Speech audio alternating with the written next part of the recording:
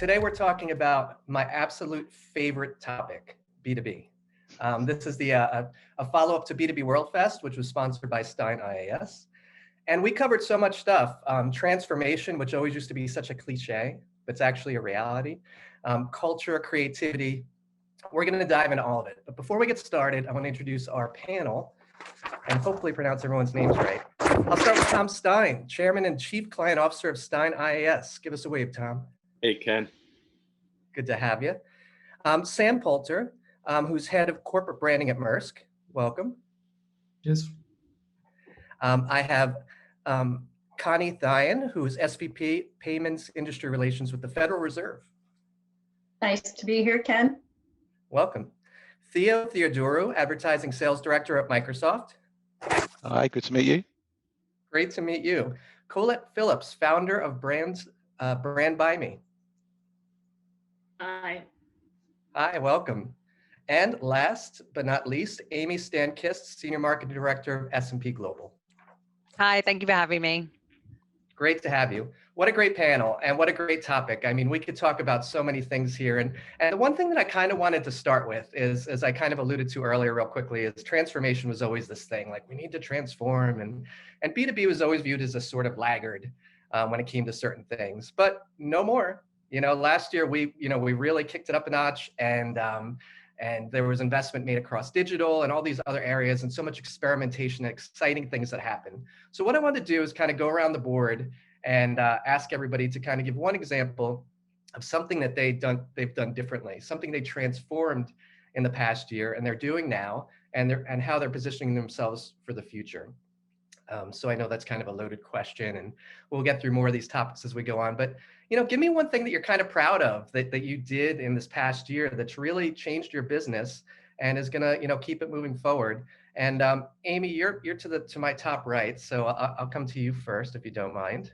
Yeah, absolutely. So yeah, transformation is the word, isn't it, of 2020? I mean, it was it just kind of accelerated a lot of what we were already doing. So when I think of digital transformation, I think that's been going on for a long time. But actually, when we got into 2020 and unfortunately the pandemic hit, it made us think, okay, so how do we interact with our customers and our prospects on a day-to-day basis, and then how do we do that in a way that's going to add the most value to them? And then in a completely virtual setting, how do we shift what we do there? So prior to the pandemic, my events team were delivering over 700 events a year, both in person and virtual. Obviously, we had to completely pivot to the virtual events and find ways to deliver those exceptional experiences that we want to deliver in every single touch point through a virtual environment, which was a big challenge for us in terms of understanding the types of events we really wanted to be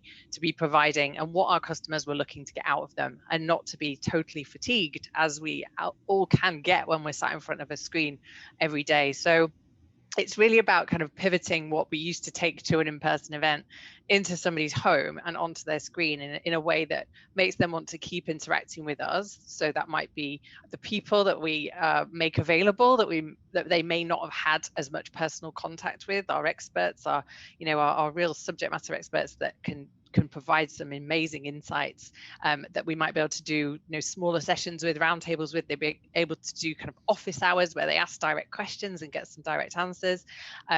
We try to do the fun stuff as well that you would normally get at the in-person event. So what can we ship to them, if they're willing to sign up and have things shipped to their homes, in terms of the kind of gift packs or the comfort packs and the wine tastings that we've done. We actually ship the wine or the cheese or the coffees that we've done. So we've tried to bring all the different elements of those in-person events into the virtual setting. And I think we've done that really well, and we've had amazing feedback, and I see that strategy, probably extending into certainly this year and maybe further forward. Right. For the next one of these, I'm shipping wine to everyone, or mimosas, or we'll figure something Very out. disappointed. I'm very disappointed. I know. I want to go to Amy's events, I think. So yeah, events hugely impacted, lots of changes, lots of learnings. I'm going to come to Tom. It's interesting from, you've got so many clients asking for different things. what are one of, we'll dig into more of this obviously, but what's one thing that you saw, come through that was more of a request in this transformation context? Well, the biggest thing that we saw from across our client base is um, help collaboration in terms of prioritization. And so, the whole aspect of transformation, and thinking about things like the technology stack, thinking about things like agile methodologies and so on, it's really, you can't transform everything all at the same time. And so how do you strategically prioritize where to place the energy investment that has to be made to go that fast? And so, we have a framework to do that. And so we were able to work with our clients to help them really sort through all the things that they might do and focus in on what's going to deliver the best benefit back to their businesses. So that was, I think, a very big part of our business these past months, as you might imagine. Great. So Colette, what are you seeing? What are you hearing? What's changed? I think the big thing, lots, and I echo what some of the challenges that both and opportunities that Amy and Tom have talked about. I guess one of the things that's changed massively over the last year has been, the conversation that was kick-started by the Black Lives Matter movement, not just about racial justice, but also about wider social justice and the role of brands within that, and the role of even B2B brands. And really, there's no difference in terms of whether it's B2C or B2B brands. And so we were starting to have very difficult conversations, very exposing, very vulnerable conversations, but having, as Amy said, to do it all virtually. So, and I think for us as a business and for many agencies, maybe who play a facilitator or consultative role or deal in strategy, it was having to understand very quickly our role in helping brands and our clients really delve deeper into these conversations, understand the role across all of their audiences, internally and externally, but then also interrogate ourselves. And I think that's where, maybe from an agency point of view, maybe that's where we've had to do the most work, is even interrogate our own role, because actually we can't start guiding our client in this if we don't know what we're doing ourselves and if we don't have an understanding of what this looks like. So we just saw this massive shift in transformation, and I guess everybody in this mode of transformation, exploration, and but sort of struggling and navigating that in a virtual world, which at one point, in one way brought kind of so many people together and removed so many barriers, but also highlighted just so many sort of injustices, very everyday injustices that weren't really talked about in the workplace. So for me, I think that was the transformation I saw. The brilliant thing about Bring Brand by Me, because we're a brand and strategy agency that particularly focus on brands that drive social justice, is that we were sort of best placed to help people with this. And actually, it wasn't transformation for us, but it was kind of stepping into our skin almost and sort of, aha, this is why we're here. Because actually, this is exactly what we're able to do. So that's kind of a really nice space to be in from a transformation. It sounds quite weird to say nice when you're talking about, racial justice, but actually, I guess maybe well-equipped or purpose-driven place to be in might be the way to go, I think. But that's where I was with it. And echoing many of the, as I said, the stuff that's already been said as well. Terrific, thank you. Yeah, and as we move throughout this conversation, if anybody wants to chime in at any point, piggyback, feel free. I don't need to call on everybody throughout like it's class or anything like that. But so Theo, what are some of the things that you've seen at Microsoft, in this past year in terms of transformation that's feeding into this brand new year? Yeah, it's the speed transformation. I think this pandemic has caused is obviously incredibly difficult, I think, for people to adjust. If you just take one part, offline commerce, that's huge. That's suddenly now having to be mostly online globally, and a lot of our brands, a lot of the kind of our customers that we work with, they need help. That we need collaboration to help them understand what's happening in real time. If you think about our search platform, Bing, which at any given moment is one of the biggest intent engines in the world, helping brands understand what they don't know, what's happening in real time, because we've never experienced it before, is something that we're getting asked a lot about at the moment, for sure, and learning from each other. So that's been a big learning. And actually touching on Colette's point earlier on as well, I think the other thing that we're seeing, and we were talking about B2B and the evolution of B2B, is this whole thread around marketing with purpose, building trust and creating shared meaning. We've done a lot of research around brand love, and how consumers are now looking to only really work with brands that they consider that have values, have purpose, are authentic, that they can trust, and we're seeing that change as well. So it's a really interesting time. Absolutely. So Sam, what I think we've covered a lot of ground already, but there's some. Yeah. But I think it's interesting because for us, when we got into the pandemic starting, this was actually interesting because we've been on everyone's in a transformation since 2014, at least on a digital transformation in every company.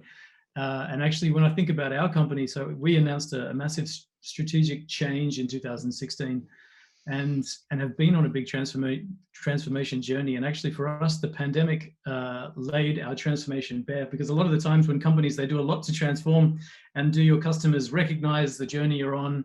Do they see the value in it for them? But actually this gave us sort of the chance to shine, because I think a little bit to your point, Amy, events and that contact with customer, that disappeared pretty quickly. But it also created a sort of opportunity in the sense that because, and a little bit to Theo's point, so many customers found themselves in uncharted territory, willingness to be trying new solutions, to think a bit more creativity, to test new digital solutions that maybe they'd been holding back on adopting. All the sort of rule book went out the window. And it meant that we sort of, it's always like with good case stories over the last couple of decades, every good case story starts with a problem, right? It's very rare that you have everything was fine and we made it better. And suddenly everyone had a problem, and it sort of meant that, yes, we lost a lot of that face-to-face contact, but we also got deeper in the trenches together with our customers.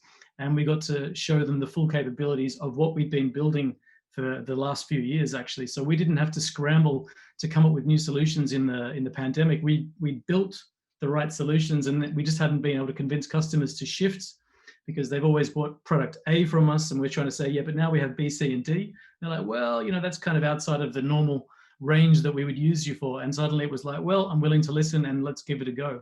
So, and also for us, transformation is threefold. There's strategic transformation, how you're changing your business.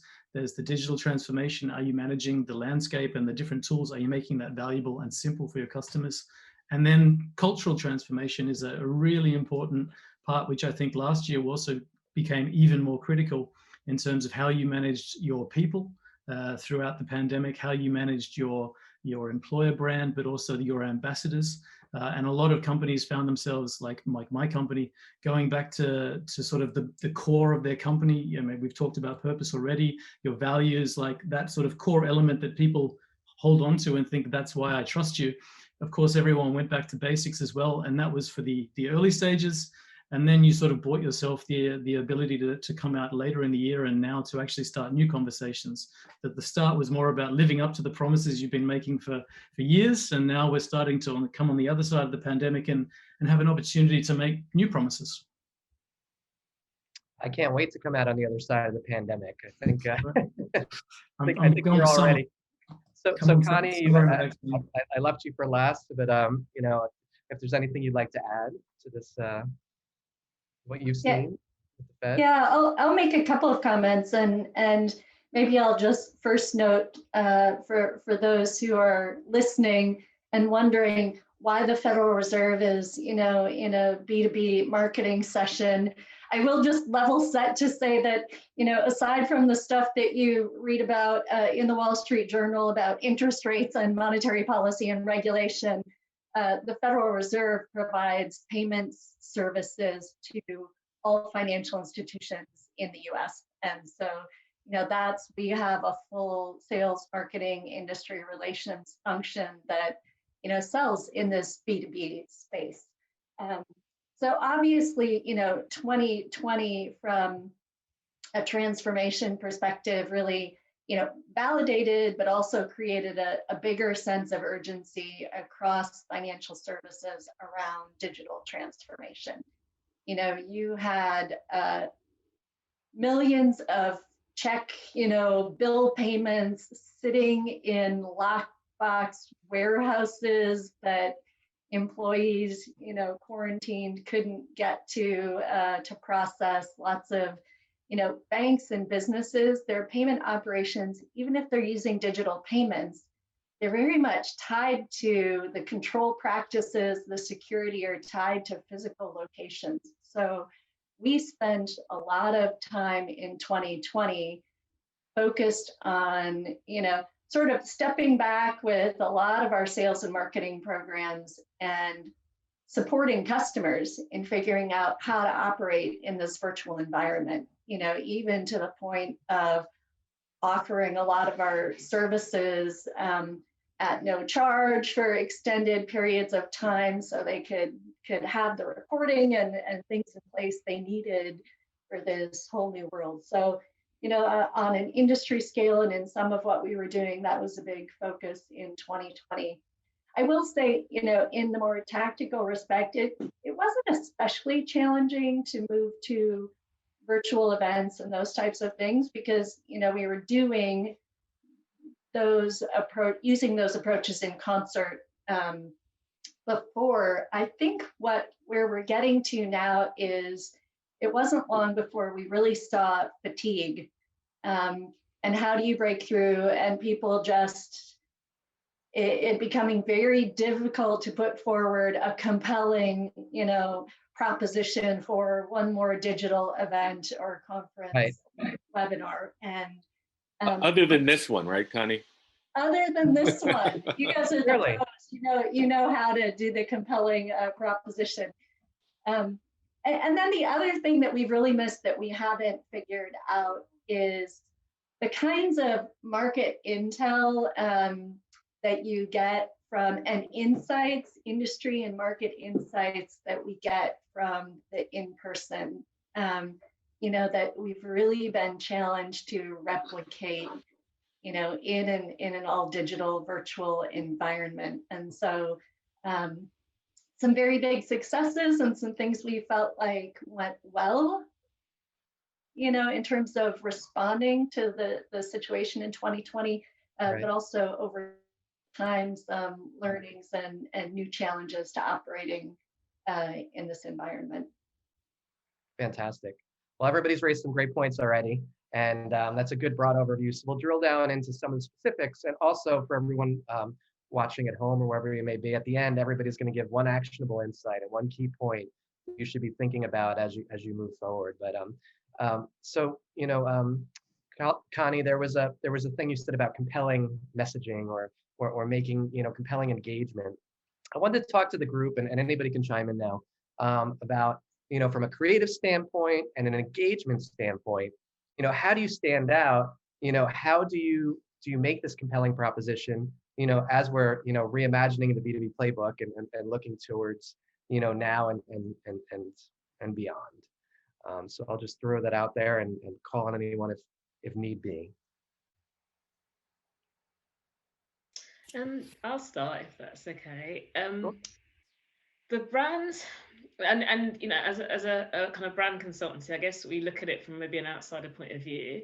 But the brands that I see really standing out are the ones that I think it was. I forgot who said it, but someone said about going back to basics and really starting with that consumer insight. And I think it comes down to that, brands that stand out, if you really demonstrate your understanding of your audiences in depth and very sort of timely and relevant, really understanding and really being clear about your role within that. And then maybe having some fun with that, seeing where that takes you. So starting with that insight and then, being playful with it, or being challenging with it, or but I think that's the brands that I see really standing out at the moment, are the ones that are able to take those true, real, in-depth insights, really understanding their role in their audience's kind of, you know, work lives, and then sort of, yeah, I guess, as I said, it's as obvious, being creative with it. But being creative is in terms of not repeating cliches. We saw a lot of that last year. We're here, every single organization and business started a communication with "we're here for you." And when it was absolutely obvious that wasn't the case, and that is in both B2B and B2C world, we got bombarded with "we're here for you," when actually the brands that were really winning demonstrated that. Did some of the stuff that Connie talked about, actually opened up products and services just to help people, that, and then surfaced that, not in a sort of humble brag way, but in a really, actually, this is what we're doing, and showcasing it for others to do and replicate the same. And they're the brands that really stood out last year, and will continue to stand out. I agree with that, and I think that's very well stated. It takes me to one experience that we had with a given client, and you know, the "we're here for you," lots and lots of "we're here for yous" for sure. And one of our clients is a global assessments provider. So they lead their category, and they provide the assessments that go into things like high stakes tests like the GMAT and the GRE and other high stakes tests. And all of a sudden, those physical tests couldn't be delivered physically. And so they didn't have a digital solution. I guess shame on them to a certain extent. But in 6 weeks, we ran alongside of them, and we went from pivoting from physical to 100% digital delivery. And so, you know, that to me, that was, they were stepping up to meet a need that people in the world had, and they weren't talking about "we're supporting you." They supported them. So I think that those are the real examples of how brands step up. I think it's, you know, I know that for sure in the first 3 to 4 months in our company, everything that I would consider advertising disappeared overnight. We took that right off the agenda. There was no selling. There was no pushing a product. There was no pushing a service. There was only fact. There was only, and for us, so, you know, AP Miller Maersk, where 20% of global trade were the ships, the ports, the trucks, the trains, you know, and this was at a time when supermarket shelves were, you know, empty. Suddenly, you know, people don't worry about where things come from until the shelves are empty, and suddenly toilet paper is missing. Then you're quite happy that there's these people around the world who are, you know, in our minds, just keeping it moving. And that was all we did. Say, back to basics. We're keeping it moving. We're keeping it moving. You stay home while we can, so we can do this. And don't, you know, and actually heritage and values communication becomes even more important, again, being at the core. But whatever you do, this is not a time to sell. And again, it's back to that idea. That was the time to actually prove what you'd promised previously. Not to. Yeah, I'm sorry, just quickly. That just reminded me, Sam, of something that I think is so important about B2B, and this is significantly a B2B conversation, is that, you know, the B2B companies, the B2B brands, they play such an integral role in everything. And so, you know, Connie's talking about payments moving back and forth and enabling that. And you're talking about logistics and about food on shelves and so on. And that's what makes B2B so amazing and such a cool sector to be in. And so I think a lot of B2B companies did fantastic work to keep things moving. So just wanted to make also to the purpose point, you don't have to come up with one. When you're companies like ours, it's very clear what we're doing, that it contributes. So it's a little bit easier. You don't have to push. And I think that's the really important point, right? I think, you know, if you look at the kind of evolution where, you know, B2B once upon a time, and you were talking about that, you know, we're not selling at the moment. It's not about efficiency above all else and, you know, chasing that dollar. It is about that responsibility. It's about values, and it's about inclusion. And I think above all of that, it has to be authentic. And I think actually, Tom, to your point as well, you know, you're not reinventing the wheel. This is what we've always done. So you have that trust. you have that responsibility in terms of what we're doing day to day to get the toilet paper onto the shelves there, and the values of, you know, how do you do that with ethics? What are your brand values? What are the consumer values that you're representing? And really the inclusion bit is then you know, the activation model and the metaphors that you're using for that as well. So I think, you know, ultimately pulling that all together, that's what we really mean with marketing with purpose, and I think that is the fundamental change I think we've seen over the months, certainly in this time. And you can really spot the brands that do it well, and you can really spot the ones that don't. Yeah, and I think what you just said, Theo. Sorry, Amy. You go. No, absolutely. You go. I was going to say very quickly then, adding to what you said, Theo, I think that's where B2B brands, you said, the brands that really stand out are the brands that are doing it. And I think B2B brands were leading in that for exactly what Sam and Tom said, because actually, that word business critical, that is such a jargon thrown around. B2B brands are business critical, are world critical, are life critical, and that demonstrating that whilst some consumer brands were trying to insert themselves and create relevant conversations, B2B brands just didn't have to do that, could just go on and demonstrate exactly who they were. And that massively stood out, and in fact led you know, the conversation, certainly from a brand point of view. Yeah, and I was just going to add about a very similar point, but just in terms of the sort of larger companies, that you have so many touch points with those customers, and like you say, it's not about a big marketing message about we're here to help, we're here to support you. It's actually enabling and facilitating your entire organization to do just that. And so, you know, we partner very, very closely with the hundreds of commercial salespeople around the world. So we needed to make sure that they were enabled to have the conversations that customers wanted to have, in terms of to give them what they needed, whether that was, you know, the right messages in terms of being very clear, in terms of the information that we were opening up to them. Like you say, we kind of opened up our solutions. Funnily enough, we do have supply chain data, and that was one of the key elements that so many of our customers were looking for. So we made that, you know, we opened up a kind of like almost like a free trial basis to so many customers to get that. And just in terms of those the support messages, in terms of we are here 24/7, we made sure that our service levels were top notch, so that people weren't waiting on the phone.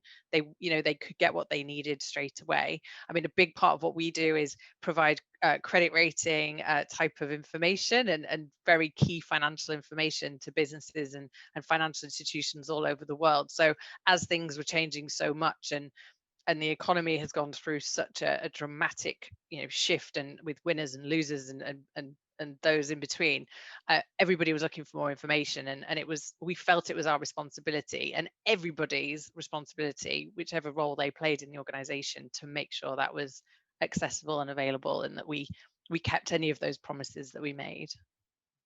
Well, I think similar to you, Amy, the Federal Reserve, you know, the cornerstone of our brand is trust, and, you know, helping ensure the integrity of the whole financial system. And so it almost makes me feel guilty how, you know, helpful. So, you know, we shine the most in some of these challenging environments, because it reminds people of the value of having organizations that ensure, you know, the stability of the whole economy and financial system. No pressure on the Fed, right? Comes with the territory. Now, one of the things that was kind of interesting, and again, I probably had like 15 questions coming out of what you said, but, you know, one of the things that was always cracked me up about B2B is that everybody said, oh, it's this rational, you know, thing, and everything's, you know, numbers, and, you know, and clearly a lot of what we're talking about here is emotion. So when it comes to communicating, it could be internally, which I think is really interesting, and externally.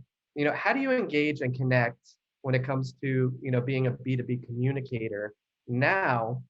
Because clearly emotions are running high. I mean, it's, you know, in a number of ways, but, you know, really when you're communicating to your staff and trying to get a point across about, we do this, we're going to help this way, or with your customer, like, you know, we can help you do this at this time by doing that.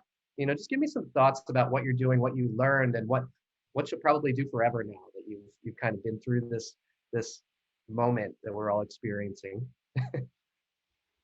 I mean, I think it's about providing transparency and clarity and the why behind decisions. You know, I think ultimately there has to be, it again goes back to that authenticity. If it runs through your culture, if internally everybody understands that the good decisions, the difficult decisions, that there's a reason behind that, there's a purpose behind that, that actually then translates to customers and to your clients, because you're all in it.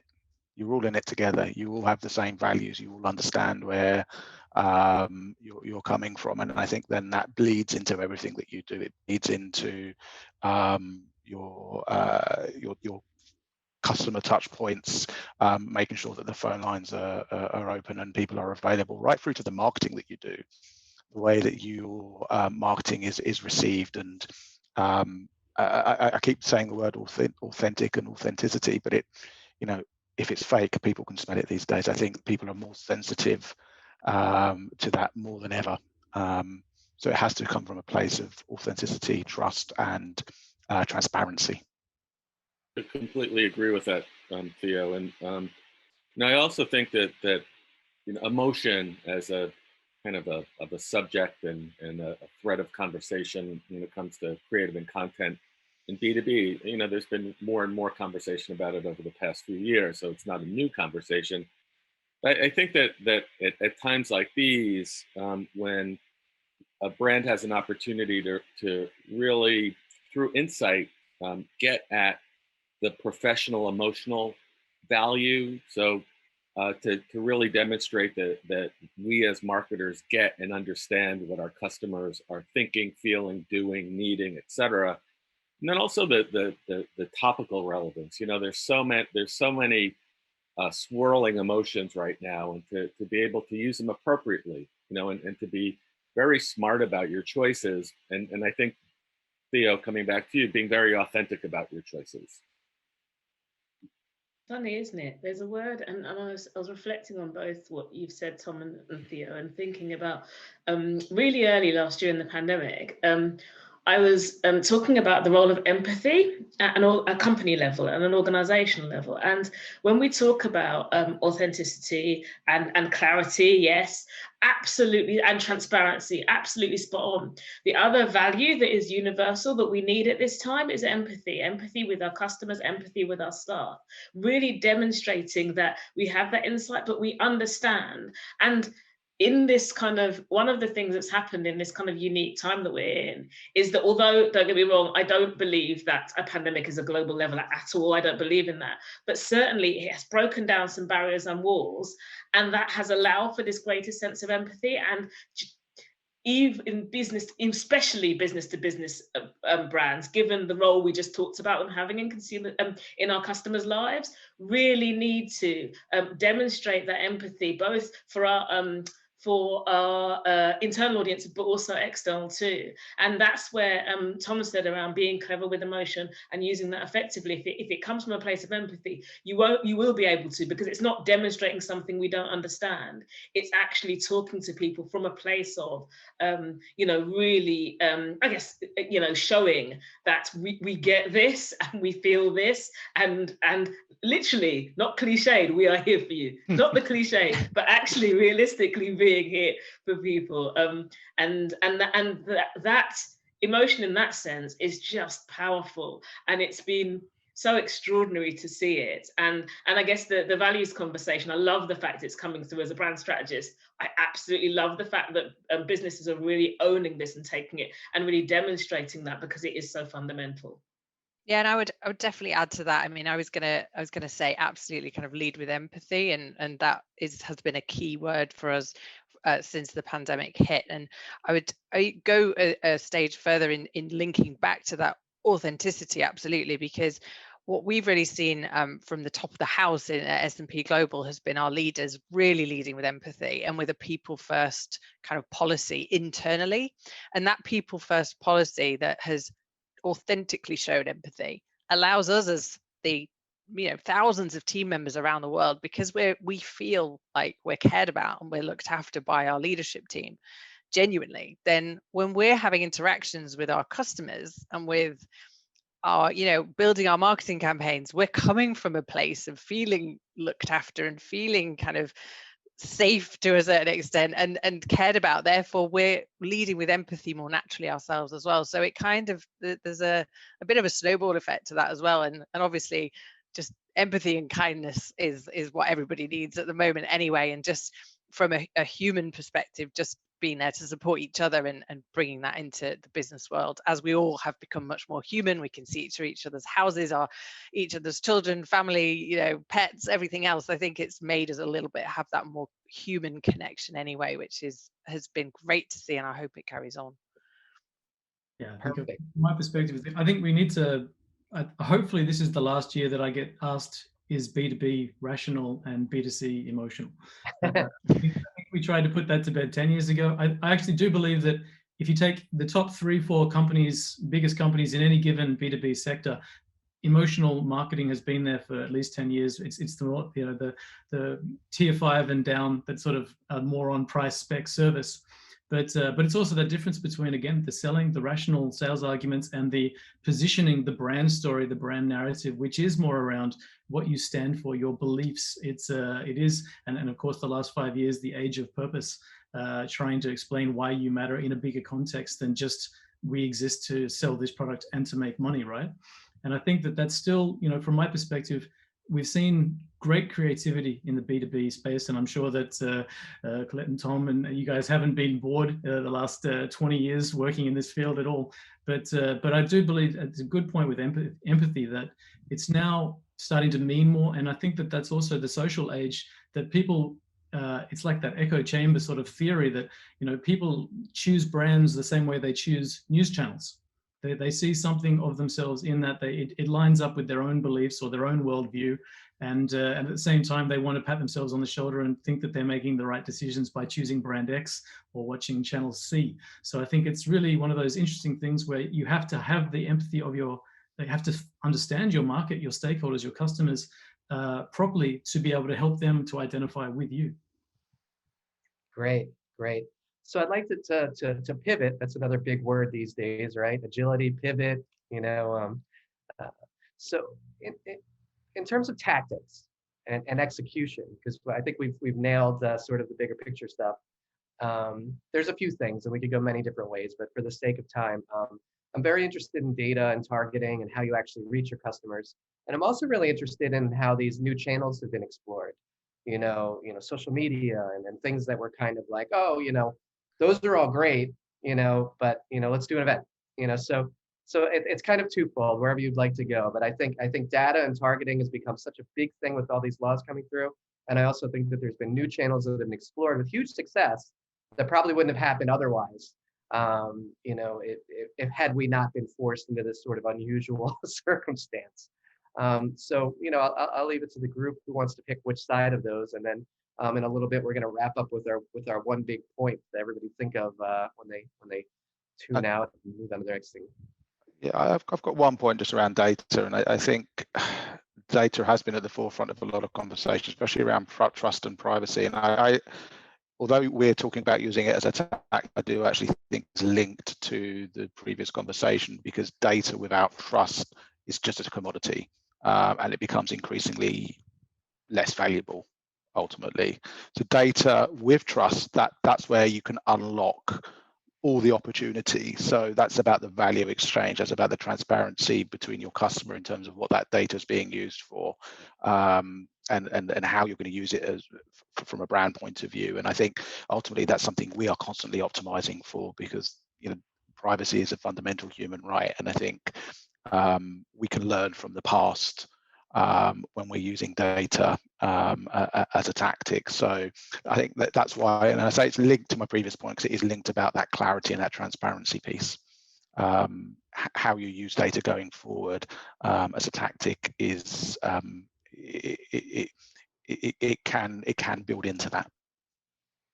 Yeah, I think that this whole area is huge, and we could probably spend a couple hours easily right now all talking about it.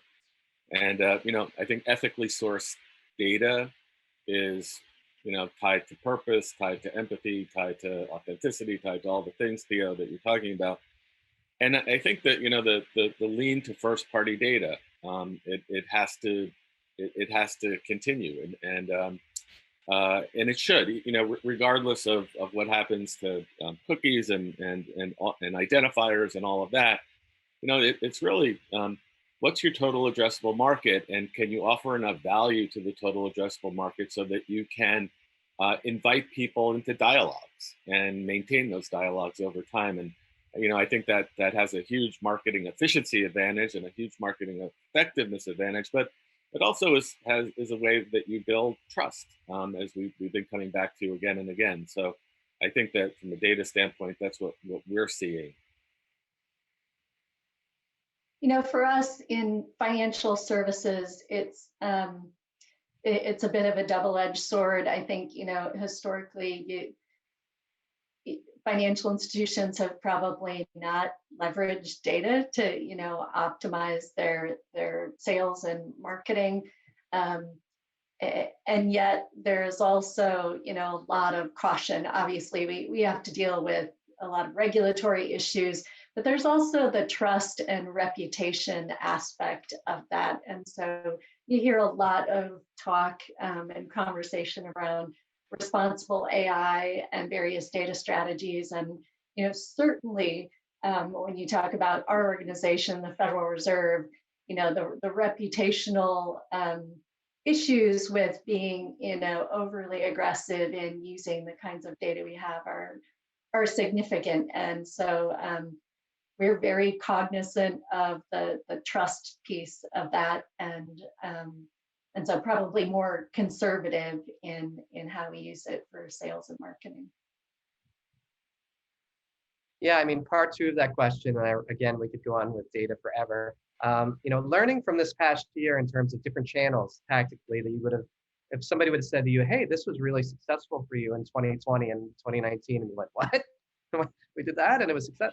What are some of the things that you, one or two quick examples of things that you, leaned into and found to be really, beneficial in terms of communicating with your customers? Very, very new indeed.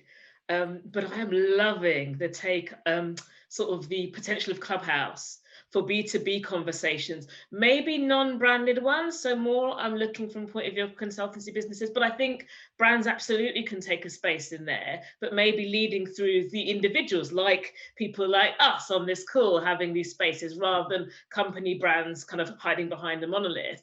But the potential of Clubhouse for just B2B conversations and relationship building, I am excited. It is very new at this stage. It is very new and unregulated, but I feel like there's one of the other things that I'm loving about the last year or so has been unexpected partnerships. We are seeing that, and I think we're seeing that in a number of spaces, and it's a nicer offshoot of that horrendous word pivot, right?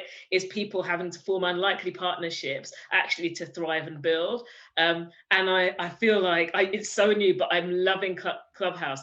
The other one I want to talk about, but it's not me using it, but I've observed it, some brilliant consultancy business using TikTok, and also some I guess people in the kind of B2B social justice space using TikTok, because it's quick and small messages and you reach a completely different audience. So when we were talking about what brands can do to stand out, not doing it for the sake of it, do something different, but but that idea of having creativity and having fun with it, there is something there. And I feel like that's going to be one to watch. I'd love to see more B2B brands using that in 2021 and beyond. And I'm going to be maybe leading the charge into it myself, trying that out, because that's something I want to see. But they're the two, for me, the two channels that I'm super excited about.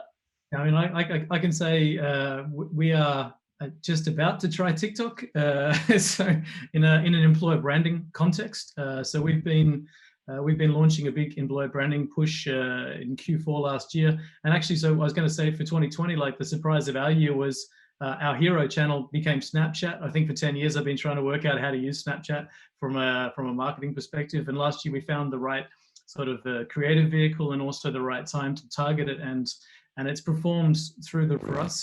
Same with Instagram stories in a sense, but that's given us the context to look into TikTok as well, and even Reddit and a few of these extra channels, because obviously we have all the normal channels. We use them in the way you'd expect that we use them, and split our content, accordingly.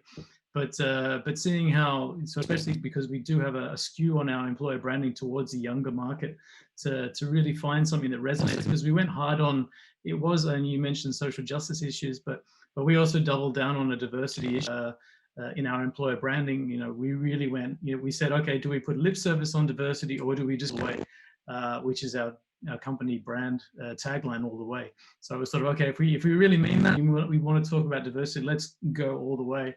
And that's also been embraced. Actually, it was fun because we got a big backlash in our home market, which actually probably progressed the discussion about a conservative 20 years in 3 weeks, because it forced them to look twice.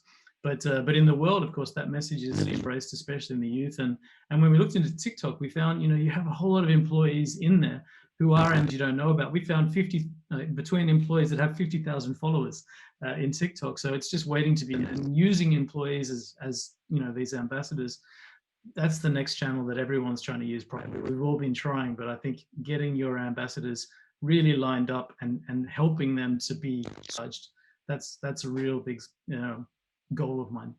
We haven't used TikTok yet, so I'm keen to learn from you and your experiences on that. Two areas. I tried to log in, and crazy. I gave my age, and they said you're not suited for TikTok, and they wouldn't let me in. You're not allowed. You're banned. Yeah, I mean, I'd love to know how that goes. A couple of areas we've been looking at and is really around content and the content experience. And I guess it kind of alludes a little bit to that B2C conversation as well around, people are binging content more than ever. And I won't name all the big players of where we go to kind of binge watch and everything else, but we're trying to look at how we can really elevate that content experience and provide the really engaging content in lots of different ways, whether they're videos or via social or on kind of microsites where there's really kind of compelling research and insights that are kind of unique that we can offer.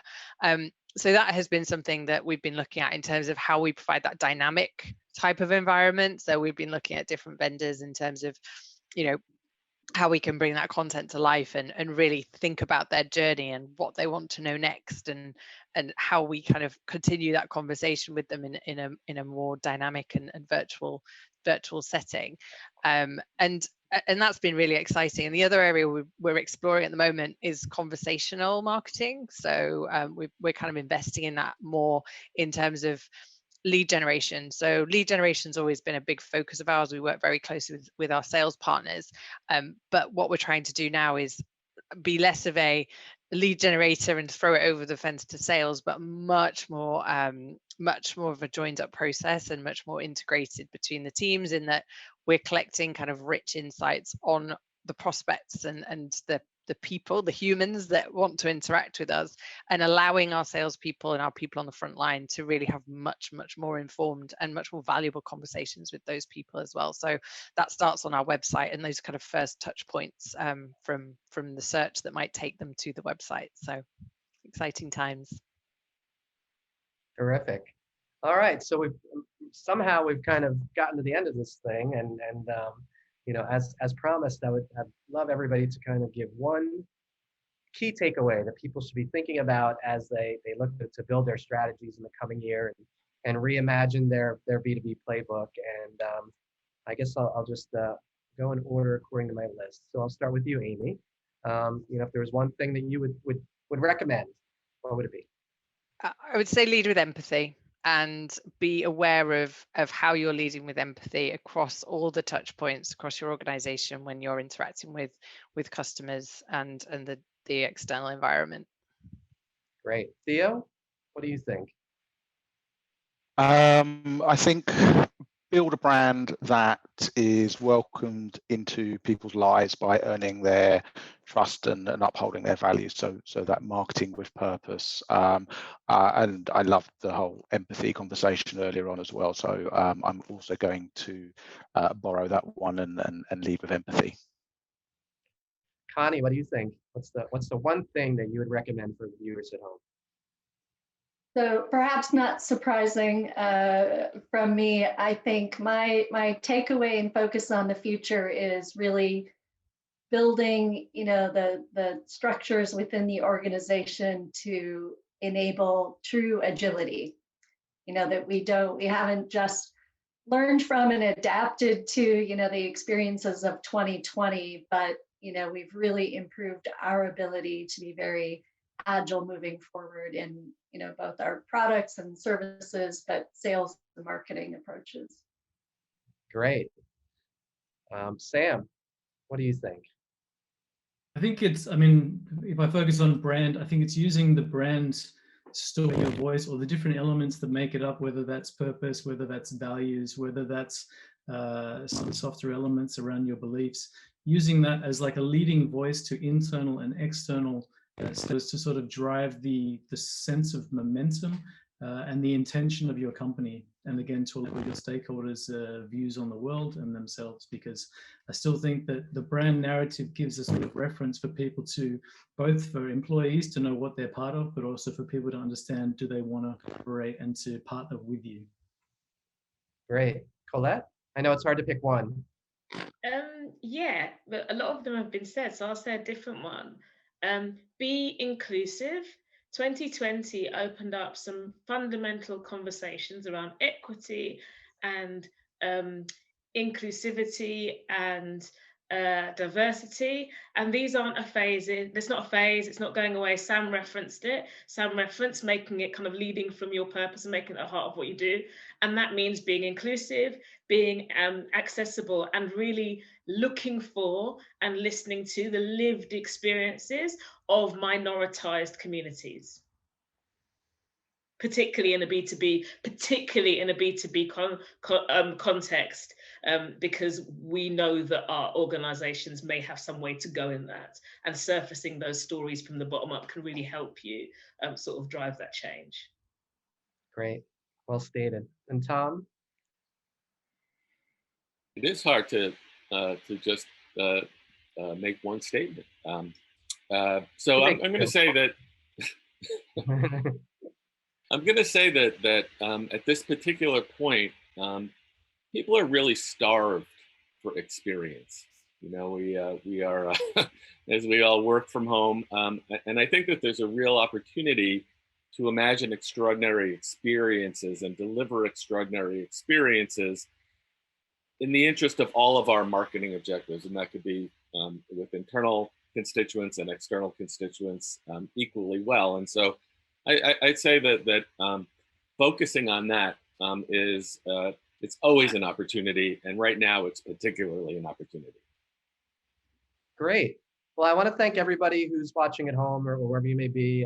Appreciate you taking the time to tune in. And I want to thank my panel. I mean, this was great. I mean, really great insights.